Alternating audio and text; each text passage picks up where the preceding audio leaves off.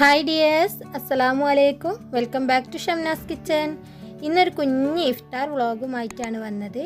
കുഞ്ഞു റെസിപ്പീസുകളും കുഞ്ഞു വിശേഷങ്ങളൊക്കെ ആയിട്ടുള്ള ഒരു കുഞ്ഞ് ഇഫ്താർ വ്ളോഗ്. അപ്പോൾ വീഡിയോ കണ്ടു നോക്കുക, എന്നിട്ട് അഭിപ്രായങ്ങളൊക്കെ അറിയിക്കുക.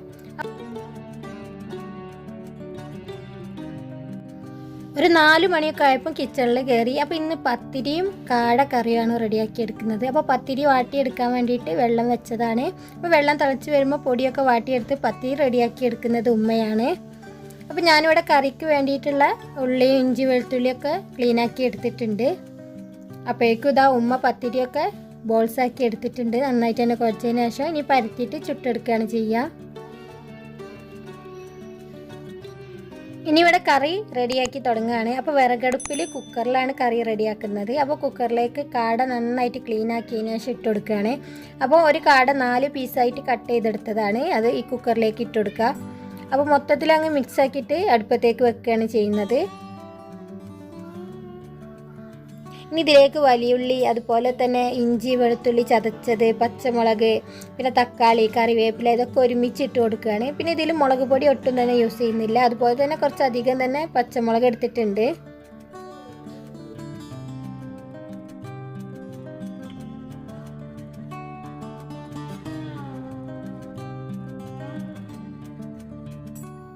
ഇനി കറിക്ക് ആവശ്യമായിട്ടുള്ള മസാല പൗഡേഴ്സാണ് ചേർക്കുന്നത്. ഒരു 5 ടീസ്പൂണോളം മല്ലിപ്പൊടി ചേർക്കുന്നുണ്ട്. അപ്പോൾ കുറച്ചധികം തന്നെ കറി വേണമല്ലോ, അപ്പോൾ അതുകൊണ്ട് തന്നെ 5 ടീസ്പൂൺ മല്ലിപ്പൊടി ചേർക്കുന്നുണ്ട്.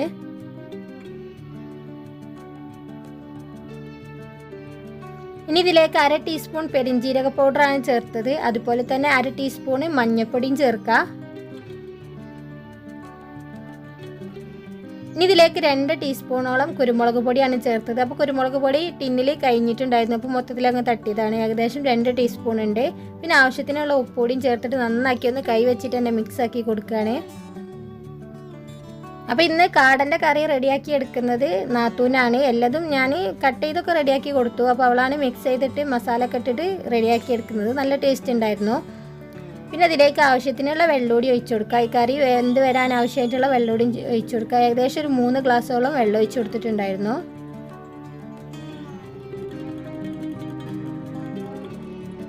ഇപ്പോൾ ആ കറിക്കുള്ള ആവശ്യമായിട്ടുള്ളതൊക്കെ നന്നാക്കി മിക്സ് ആക്കി എടുത്തിട്ടുണ്ട്. ഇനി കുക്കർ അടച്ചതിന് ശേഷം വിറകടുപ്പിലേക്ക് മാറ്റുകയാണ്. അപ്പോൾ ഇതൊരു പഴയ കുക്കറാണ് കേട്ടോ, വിറകടുപ്പിൽ വെക്കുന്ന ഒരു പഴയ കുക്കറാണ്.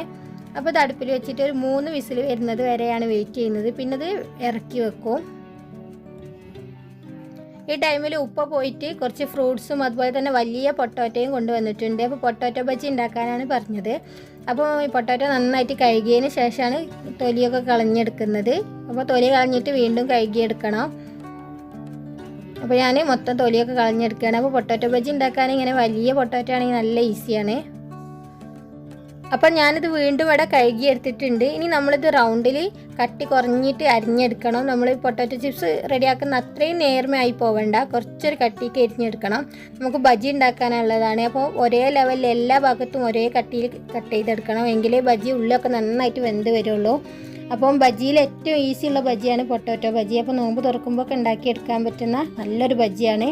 നമ്മൾ ടൊമാറ്റോ കെച്ചപ്പും അതുപോലെ തന്നെ മയോണൈസൊക്കെ ഉണ്ടെങ്കിൽ സൂപ്പർ ടേസ്റ്റാണ്.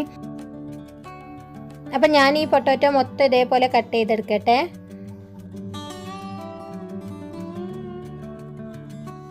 പൊട്ടാറ്റോ മൊത്തം ഇതേപോലെ കട്ട് ചെയ്തെടുത്തതിന് ശേഷം കുറച്ചധികം തന്നെ വെള്ളത്തിലിട്ട് വെച്ചതാണ്. അപ്പോൾ ഈ വെള്ളത്തിൽ കുറച്ച് ഉപ്പും കൂടി ഇട്ട് കൊടുത്തിട്ടുണ്ട്.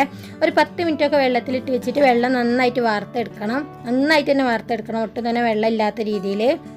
അപ്പോൾ അത് നന്നായിട്ട് വാർക്കാൻ വെച്ചതാണ്. അപ്പോൾ ഉപ്പ് വന്നിട്ട് ടെസ്റ്റ് ചെയ്യാം കേട്ടോ, ഇതിൻ്റെ കട്ടി എത്ര ഉണ്ട് എന്നൊക്കെ.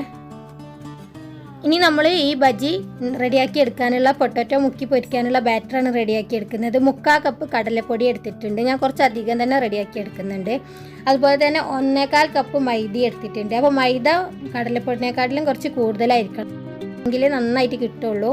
അപ്പോൾ അത് 1/4 കപ്പ് മൈദ എടുത്തിട്ടുണ്ട്, 3/4 കപ്പ് കടലപ്പൊടിക്ക്.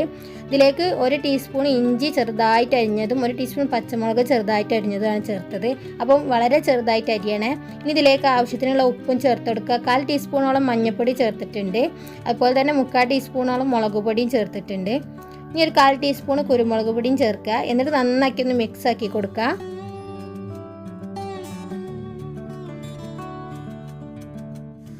ഇപ്പോൾ പൊടികളൊക്കെ നന്നായിട്ട് തന്നെ മിക്സായി കിട്ടിയിട്ടുണ്ട്. ഇനി നമുക്ക് വെള്ളം ഒഴിച്ചിട്ട് ഇതൊരു ബാറ്ററാക്കി മാറ്റണം. അപ്പോൾ കുറേശ്ശെ വെള്ളം ഒഴിച്ച് മിക്സാക്കി കൊടുക്കുക കേട്ടോ. വെള്ളത്തിൻ്റെ അളവ് കൂടി പോവരുത്, ഒരു കറക്റ്റ് പരുവായിരിക്കണം.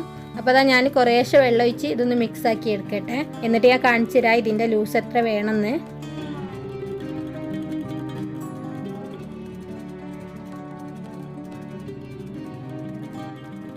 ഇപ്പോൾ അതാ നമ്മുടെ ബാറ്ററൊക്കെ ഇവിടെ റെഡി ആയിട്ടുണ്ട്. അപ്പോൾ അതാ ഇഡ്ഡലി മാവിൻ്റെ ലൂസിലാണ് നമ്മളെ ബാറ്റർ വേണ്ടത്. ഈ ഒരു പരുവത്തിൽ നിങ്ങൾക്ക് മനസ്സിലാവുന്നുണ്ടാവും എന്ന് വിചാരിക്കുന്നു. ഈ ഒരു പരുവത്തിലാണ് നമ്മളെ ബാറ്റർ വേണ്ടത്. അപ്പോൾ നമ്മൾ പൊട്ടാറ്റോ മുക്കിയെടുത്താൽ ആ പൊട്ടാറ്റോമേൽ പിടിക്കാനുള്ളൊരു പരുവായി കിട്ടണം. അധികം ലൂസായി പോവരുത്, അങ്ങനെ ആകുമ്പോൾ പൊട്ടാറ്റോമേ പിടിക്കൂല. ഇപ്പം ഞാനിവിടെ ചെറിയ 3 പൊട്ടാറ്റോ പുഴുങ്ങിയെടുത്തതാണ്. ഇത് മയോണൈസ് റെഡിയാക്കാനാണ് നമ്മുടെ ബജിയിലേക്ക്. പിന്നെ അതാ പത്തിരി ഇവിടെ ഉമ്മ ചുട്ടെടുക്കാൻ തുടങ്ങിയിട്ടുണ്ട്. അപ്പോൾ അതിൻ്റെ ഡീറ്റെയിൽസ് വീഡിയോ ഞാൻ മുമ്പ് ചെയ്തിട്ടുണ്ട്. പിന്നെ ഇന്ന് പൈനാപ്പിളാണ് ജ്യൂസ് അടിക്കുന്നത്. അപ്പോൾ അതിന് വേണ്ടിയിട്ട് കട്ട് ചെയ്തെടുത്തതാണ്. അപ്പോൾ ഈ ടൈമിൽ ഞാൻ മയോണൈസൊക്കെ റെഡിയാക്കി എടുത്തു കേട്ടോ. അപ്പോൾ വീഡിയോ ഷൂട്ട് ചെയ്യാൻ വിട്ടുപോയി. മയോണൈസൊക്കെ റെഡിയാക്കി എടുത്തിട്ടുണ്ട്. ഇതിൻ്റെ വീഡിയോയും മുമ്പ് അപ്ലോഡ് ചെയ്തിട്ടുണ്ട്, കാണാത്തവർ പോയി കാണാം. പിന്നെ അതാ ഫ്രൂട്ട്സൊക്കെ കട്ട് ചെയ്തെടുക്കുന്നുണ്ട്. അനിയന് ഇവിടെ പൈനാപ്പിളൊക്കെ ജ്യൂസ് അടിക്കുന്നുണ്ട്. പിന്നെ നമ്മുടെ കാടക്കറി ഇവിടെ റെഡി ആയിട്ടുണ്ട് കേട്ടോ. അപ്പോൾ കുക്കറൊക്കെ ഓപ്പൺ ആക്കിയിട്ടുണ്ട്, നന്നായിട്ട് തന്നെ വെന്ത് വന്നിട്ടുണ്ട്. ഇനി ഇത് ചെറിയ ഉള്ളിയും കറിവേപ്പിലേക്ക് ഇട്ടിട്ട് വറവ് ചെയ്തെടുക്കണം. ഇനി നമ്മുടെ ബജ്ജി ഫ്രൈ ചെയ്യാനുള്ള ടൈം ആയിട്ടുണ്ട്. ഏകദേശം 6 മണിയൊക്കെ ആയിട്ടുണ്ട്. അപ്പോൾ ഞാൻ പാനിൽ ഓയിൽ ഒഴിക്കുകയാണ്. ഓയിൽ ഒഴിച്ച് നന്നായിട്ട് ചൂടായിട്ട് വരുമ്പോൾ നമ്മൾ ബാറ്ററിൽ ഓരോ പൊട്ടാറ്റോ പീസ് മുക്കിയെടുത്തിട്ടാണ് ഈ ഓയിലിലേക്ക് ഇട്ട് കൊടുക്കേണ്ടത്. അപ്പോൾ നന്നായിട്ട് ചൂടായതിന് ശേഷം മീഡിയത്തിൻ്റെ ലോക്ക് ഇടയ്ക്ക് വെച്ചിട്ട് വേണം ഇത് ഫ്രൈ ചെയ്തെടുക്കാൻ, എങ്കിലേ പൊട്ടാറ്റോ വെന്ത് വരുള്ളൂ. അപ്പോൾ ഇങ്ങനെ നന്നായിട്ട് പൊങ്ങി വരണം കേട്ടോ. അപ്പോഴാണ് ബജിക്ക് നല്ല ടേസ്റ്റ് ഉണ്ടാവുക. അപ്പോൾ ഈ ബാറ്റർ നല്ല ബാറ്ററാണ്, അതുകൊണ്ട് തന്നെ നന്നായിട്ട് പൊങ്ങി വരുന്നുണ്ട്. ഇത് നന്നായിട്ട് 2 സൈഡും ഗോൾഡൻ ബ്രൗൺ നിറാകുന്നത് വരെ തിരിച്ചു മറിച്ചൊക്കെ ഇട്ടിട്ടൊന്ന് ഫ്രൈ ചെയ്തെടുക്കാം. നല്ല സിമ്പിളാണ് ബജി റെഡിയാക്കി എടുക്കാൻ. പക്ഷേ നമ്മൾ ചൂടോടെ തന്നെ കഴിക്കുമ്പോഴാണ് അതിൻ്റെ പെർഫെക്റ്റ് ആയിട്ടുള്ള ടേസ്റ്റ് കിട്ടുക. അപ്പോൾ നമ്മളെ പണിയൊക്കെ കഴിഞ്ഞ് ലാസ്റ്റ് ടൈമിന് ബജി റെഡിയാക്കാൻ നിന്നാൽ മതി. അങ്ങനെ ആകുമ്പോൾ നമ്മൾ നോമ്പ് തുറക്കാനാകുമ്പോഴത്തേനും നല്ല ചൂടോടെ ഉള്ള ബജി കഴിക്കാൻ പറ്റും. അപ്പോൾ തന്നെ ഞാൻ നല്ലോണം തിരിച്ച് മറിച്ചൊക്കെ ഇട്ടിട്ട് 2 സൈഡും ഗോൾഡൻ ബ്രൗൺ നിറാക്കി എടുക്കുന്നുണ്ട്. എന്നിട്ട് ഫ്രൈ പാനിൽ നിന്നും കോരി മാറ്റാം. അങ്ങനെ ഫസ്റ്റിലെ ബാച്ച് ബജി ഇവിടെ റെഡി ആയിട്ടുണ്ട്. അപ്പോൾ ഞാനിത് പാനിൽ നിന്ന് എടുത്ത് മാറ്റുകയാണ്. അങ്ങനെ നമുക്ക് ബാക്കിയുള്ള പൊട്ടാറ്റോസൊക്കെ ഇങ്ങനെ തന്നെ ഫ്രൈ ചെയ്തെടുക്കാം.